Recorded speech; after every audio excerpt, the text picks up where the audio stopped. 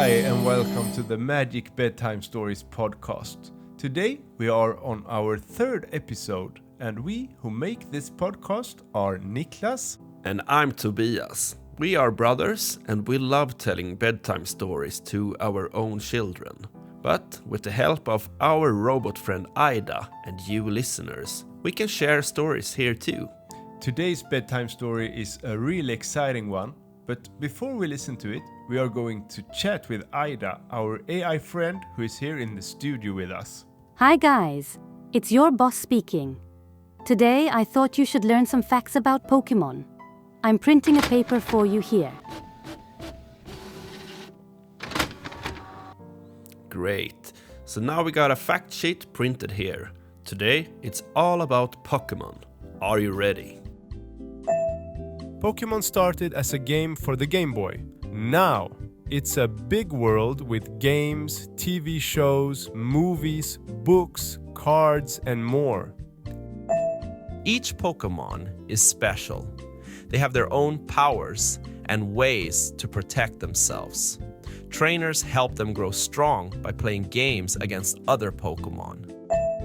There are over 800 kinds of Pokémon. Each one looks different and has its own personality. In the Pokémon world, there are many types, like water Pokémon, fire Pokémon, grass Pokémon, and lots more. Each type of Pokémon has its own special powers and strengths.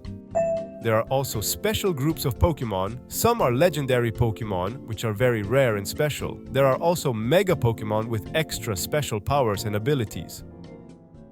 That was interesting. But now I think it's time for today's bedtime story. This time, the idea for the story was sent in by a child named Ella. Ella is 4 years old and lives in Perth. She wrote to us that she wants a story about a unicorn that loves to invent things. If you have an idea for a bedtime story that you'd like us to tell our listeners, don't hesitate to send it to us. Just get help from an adult and submit your suggestion on our website, magicbedtimestories.com. You can do it either by recording yourself or as a regular text. We'd be really happy if you share your fun ideas and help us make our podcast even more magical. True that, Aida. Are you ready to write the story to Ella about the unicorn? I was born ready, but would you like to hear a riddle first? Yeah, sure, why not? Here it is. What appears once in a minute, twice in a moment, but not once in 1,000 years? That was a tough one. It's the letter M. Smart. Okay, let's move on. Can you please write a bedtime story about the inventing unicorn? Of course, Tobias. Get ready, here it comes. Alright, we got our story printed out. Are you ready? Here comes the story, Gizmo, the Gadget Unicorn. In the heart of a magical village, where the sun always shone brightly and the stars twinkled with secrets, there lived a unicorn named Gizmo. Gizmo was not just any unicorn, he was a Gadget Unicorn, with a shimmering silver mane and a tail that sparkled like diamonds. Gizmo was the most inventive unicorn in all the land. Gizmo's home was filled with all sorts of gadgets and gizmos. Springs and gears, buttons and levers adorned every corner.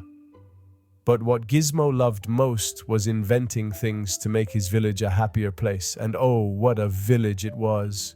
Houses were nestled in giant flowers and the streets were paved with rainbow pebbles. One sunny morning, Gizmo trotted out with his latest invention. It was a marvelous machine designed to help the villagers in their daily tasks. With a heart full of dreams and hooves full of gadgets, Gizmo activated the machine with a flick of his sparkling tail. But something went hilariously wrong. Instead of helping, the machine started turning the world topsy-turvy. Trees began to walk. Rivers flowed backward and clouds rained upwards.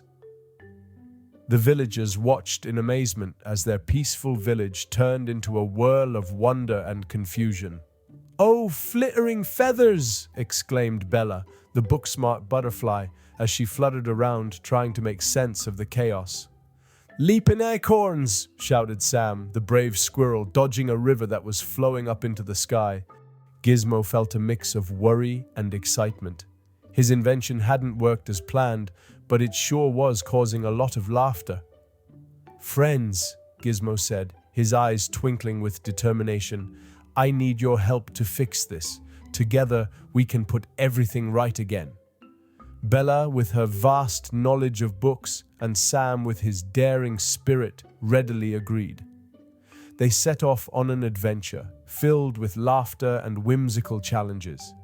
As they ventured through the village, they encountered walking trees who were quite puzzled about their newfound mobility. "Excuse me," a polite oak tree said as it stepped aside. "I'm quite new to walking.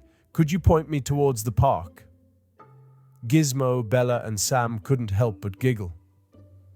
Their journey took them over backward-flowing rivers, where fish swam in the air, and under upside-down rain, where the drops went up instead of down. As Gizmo, Bella, and Sam continued their whimsical quest, they found themselves in the most peculiar situations. They danced with the walking trees, taught the fish how to air swim, and even had a picnic under an upside-down rainbow. But amidst all the fun, Gizmo was thinking hard.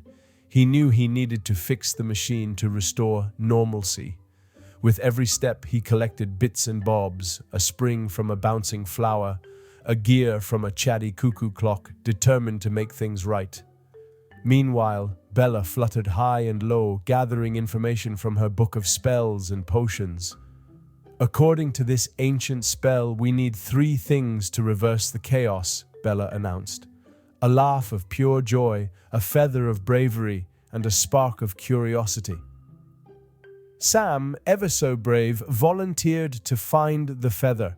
He scampered up the tallest tree where he found a nest of giggling baby birds. "May I borrow one of your feathers?" he asked politely. The bravest little bird, admiring Sam's courage, offered its shiniest feather.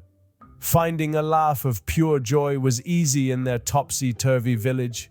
The villagers were having so much fun with the walking trees and upside-down rain that laughter filled the air. Gizmo caught a bubble of laughter and it glowed with pure joy. Lastly, they needed a spark of curiosity. Gizmo knew just where to find it in his own heart. His love for inventing and discovering new things was the brightest spark of all. With all the ingredients gathered, they rushed to the marvelous machine. Gizmo, with a little help from his friends, fixed the machine, incorporating the items they had collected. He pressed the button and whoosh! Everything began to whirl and twirl. The villagers held their breath as the magic unfolded. Slowly, the trees settled back into their roots, the rivers flowed correctly, and the rain fell gently downwards. The village was back to normal, but the joy and laughter remained. Gizmo apologized to the villagers, but they just laughed and thanked him for the most exciting day they'd ever had. That night, as the stars shone brightly over the peaceful village, Gizmo, Bella, and Sam sat together, smiling at their adventure. They had learned that even when things don't go as planned, with a little laughter, teamwork, and a heart full of dreams, anything is possible. And so, in the magical village where dreams and inventions intertwined, Gizmo, the Gadget Unicorn, continued to invent, always remembering the day when his biggest mistake turned into the most delightful adventure.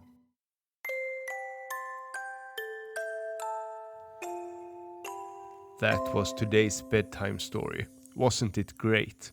Thanks for your help, Aida, and thank you, Ella, for sharing your great idea.